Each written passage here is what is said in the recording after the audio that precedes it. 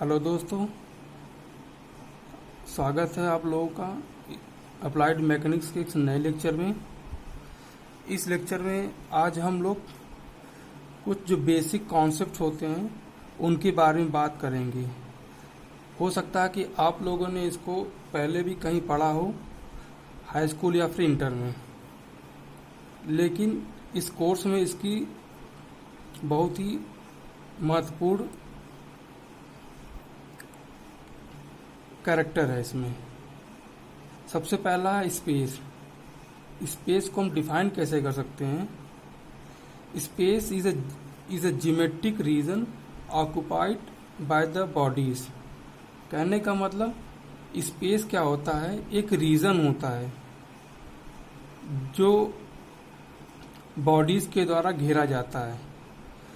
यह space 1D space हो सकता है, 2D स्पेस हो सकता है या फिर 3D स्पेस हो सकता है। 2D या 3D स्पेस में किसी बॉडी की स्थिति यानी पोजीशन को डिस्क्राइब करने के लिए हमें लीनियर और एंगुलर यानी कोणीय मेजरमेंट मापन की आवश्यकता पड़ती है, और यह मेजरमेंट किसी फिक्स पॉइंट से की जाती है। एग्जाम्पल के तौर पे point O is the reference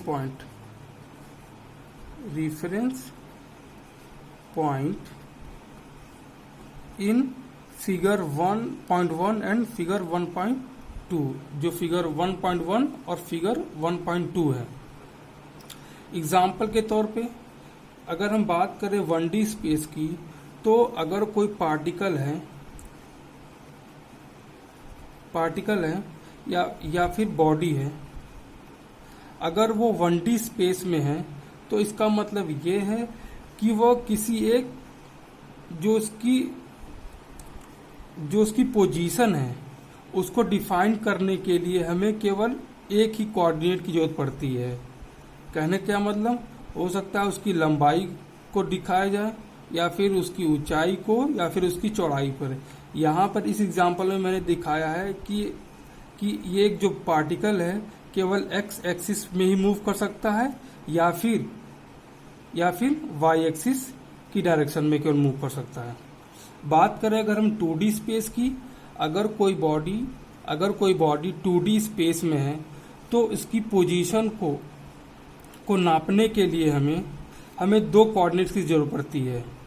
जैसे कि अगर हमारा रेक्टेंगुलर कोऑर्डिनेट सिस्टम है तो एक्स और वाई कोऑर्डिनेट की, अगर इस बॉडी के किसी पॉइंट की पोजीशन को हमें निर्धारित करना है तो उसके लिए हमें एक्स और वाई कोऑर्डिनेट चाहिए।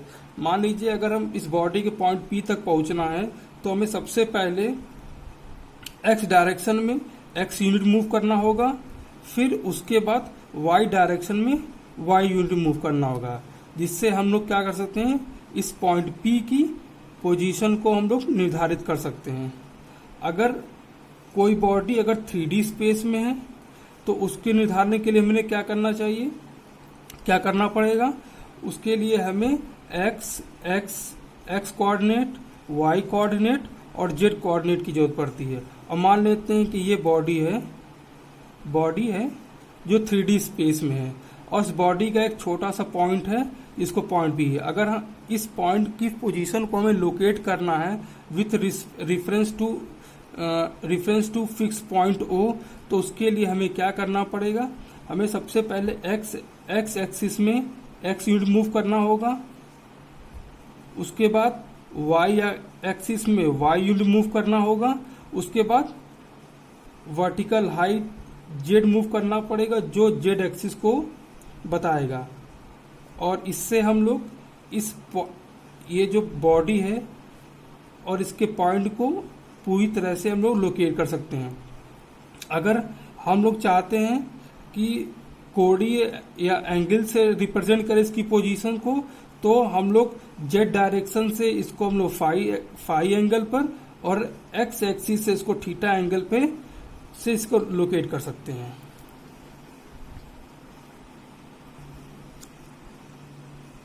दूसरी इंपॉर्टेंट डिफिनीशन है द्रव्यमान या फिर मास या फिर संगति, quantity of matter in the body. जैसे कि मास होता क्या है, अगर किसी बॉडी के अंदर कितना मैटर है वो द्रव्यमान को रिप्रेजेंट करता है। वो मैटर सॉलिड भी हो सकता है, लिक्विड भी हो सकता है और गैस भी हो सकता है। Amount of mass in the body always remains constant. कहने का क्या मतलब है, अगर किसी बॉडी के अंदर मास है तो उसका जो मास है वो कभी भी चेंज नहीं होगा, चाहे उसको हम अर्थ पे रहें या उसको मून पे लेके जाएं या फिर कहीं भी लेके जाएं, उसका मास हमेशा कांस्टेंट रहेगा। इसको हम लोग कभी कभी कंजर्वेशन ऑफ मास भी बोलते हैं। इसका मान सभी स्थानों पर समान रहता है। इसको m से डिनोट करते हैं। मास की यूनिट या फिर इकाई जो है ग्राम या किलोग्राम में होती है। अब बात करते हैं बॉडी की। बॉडी क्या होता है, having fixed mass occupies space, मतलब ऐसी चीजें जिनका एक फिक्स मास हो और जो जगह घेरती हो उनको हम लोग क्या बोला जाएगा, बॉडीज बोला जाएगा। जो मेड फ्रॉम स्मॉल पार्टिकल्स, और जो बॉडीज होती हैं वो छोटे छोटे पार्टिकल्स से मिलके बनी होती हैं। जैसे कि एग्जांपल पे हम दे सकते हैं, अगर ये कोई बॉडी है तो बॉडी जो है छोटे छोटे पार्टिकल से मिलके बना हुआ है। एक स्पेशल टाइप की बॉडी होती है जो हमारे इस मैकेनिक्स के कोर्स में, अप्लाइड मैकेनिक्स के कोर्स में बहुत ही काम आने वाली है। ये बहुत ही इंपॉर्टेंट है, जिसका नाम है रिजिड बॉडी या फिर दृढ़ पिंड। यह एक इमेजिनरी काल्पनिक बॉडी होती है जिसका डिफॉर्मेशन या फिर विरूपण नहीं होता है। बल का मान चाहे जितना भी अधिक हो, कहने का मतलब है अगर यह बॉडी रिजिड बॉडी है तो इसके ऊपर चाहे जितने भी बल लगा लिए जाएं और चाहे जितने हैवी से हैवी बल लगा लिया जाए, इसके आयतन में कोई परिवर्तन नहीं होगा। कहने का मतलब यह है कि इसके शेप और साइज में कोई भी परिवर्तन नहीं होगा। अब बात करते हैं पार्टिकल की। पार्टिकल क्या होता है, हैविंग नेग्लिजिबल डायमेंशन, मतलब एक ऐसी बॉडी जिसकी लंबाई, चौड़ाई और ऊंचाई नगण्य हो, उसको हम लोग पार्टिकल कहते हैं। इसको जनरली एक डॉट से रिप्रेजेंट करते हैं। लेकिन ध्यान दिया जाए, बॉडी में हमेशा मास रहता है। ये बहुत इंपॉर्टेंट पॉइंट है। भले उसकी लंबाई, चौड़ाई या फिर ऊंचाई को नापा नहीं जा सकता है, लेकिन उसका द्रव्यमान होता है। अगर कोई पिंड की स्थिति बहुत दूरी से नापी जाती है तो हम उस पिंड को पार्टिकल मान सकते हैं। एग्जाम्पल के तौर पे हमारी जो earth can be considered as point mass relative to the sun, क्योंकि सन और अर्थ के बीच में बहुत ही दूरी होने की वजह से हम लोग सन और अर्थ को 2 पॉइंट मान के कंसीडर करते हैं। आप जैसा देख सकते हैं, इसके सन और अर्थ के बीच की दूरी 150 मिलियन किलोमीटर होने की वजह से भले ही ये इनका स्थान बहुत ही बड़ा हो, लेकिन इनके बीच की दूरी ज़्यादा होने की वजह से हम लोग सन और अर्थ को एज अ पार्टिकल ट्रीट करके जो हमारी प्रॉब्लम होती है उसको सॉल्व करते हैं। जैसा कि हम लोग पढ़ चुके हैं कि मैकेनिक्स में फोर्स का बहुत ही मेजर रोल है, तो फोर्स को हम लोग डिफाइन करते हैं। Force is an external agent capable of changing the state of rest or motion of a body. It has magnitude and direction. कहने का मतलब है, अगर कोई बॉडी जिसका द्रव्यमान m है तो फोर्स लगाने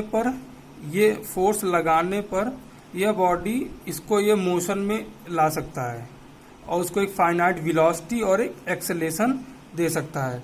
या फिर अगर कोई बॉडी मोशन की अवस्था में है तो उसको बल लगाकर उसको हम रेस्ट की अवस्था में लाया जा सकता है।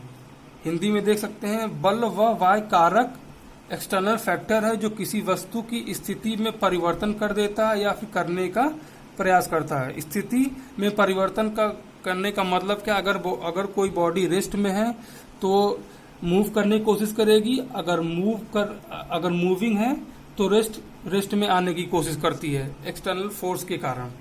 इसकी एसआई यूनिट न्यूटन है। फिलहाल ये अभी एक जनरल सा डिफिनीशंस है। जैसे जैसे हम लोग आगे बढ़ेंगे तो फोर्स को अच्छी तरीके से हम लोग समझेंगे, इसके टाइप्स क्या होते हैं, इसकी क्वालिटीज क्या होती है, इनकी कैरेक्टरिस्टिक्स होती है। अभी के लिए बस आप लोग इतना ही ध्यान रखिए, ये बहुत ही इंपॉर्टेंट है सबके लिए। अब दूसरा इंपॉर्टेंट और कॉन्सेप्ट क्या है, weight. The weight of an object is the force acting on the object due to earth gravity. कहने क्या मतलब है, अगर कोई बॉडी का मास m है, अगर वो अर्थ के ग्रेविटेशनल फोर्स में रखा है तो उसके ऊपर हमेशा एक फोर्स होता है जो अर्थ की तरफ लगता है, डाउनवर्ड डायरेक्शन में होता है, जिसका मान जो होता है m/g लगा रहता है। और यह जो फोर्स है वो बॉडी के मास के ऊपर डिपेंड करती है। किसी वस्तु का भार वह बल है जिससे पृथ्वी उस वस्तु की मात्रा को अपने गुरुत्वाकर्षण बल से अपनी ओर आकर्षित करती है। वेट ऑफ बॉडी को मैथमेटिकली लिख सकते हैं m/g न्यूटन्स में। यहाँ पर m क्या है, मास ऑफ द बॉडी है, g क्या है, ग्रेविटेशनल एक्सेलरेशन है, जिसका मान 9.8 मीटर पर सेकेंड स्क्वायर होता है। अगर हमसे कोई पूछे कि अगर किसी बॉडी का मास 1 kg है तो उसका वेट कितना होगा, तो उसके लिए हमने फार्मूला पढ़ा है m/g। मास का मान 1 kg है, g का मान 9.8 मीटर पर सेकेंड स्क्वायर है, तो यहां से हम लोग निकाल सकते हैं 9.81 इंटू 1, जो आएगा 9.8 के बराबर, जो रफली इक्वल होता है 10 न्यूटन के।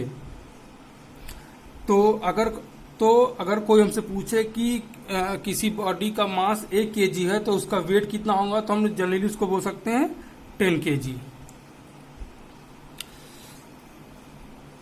तो आशा करता हूं आप लोगों को वीडियो समझ में आया है।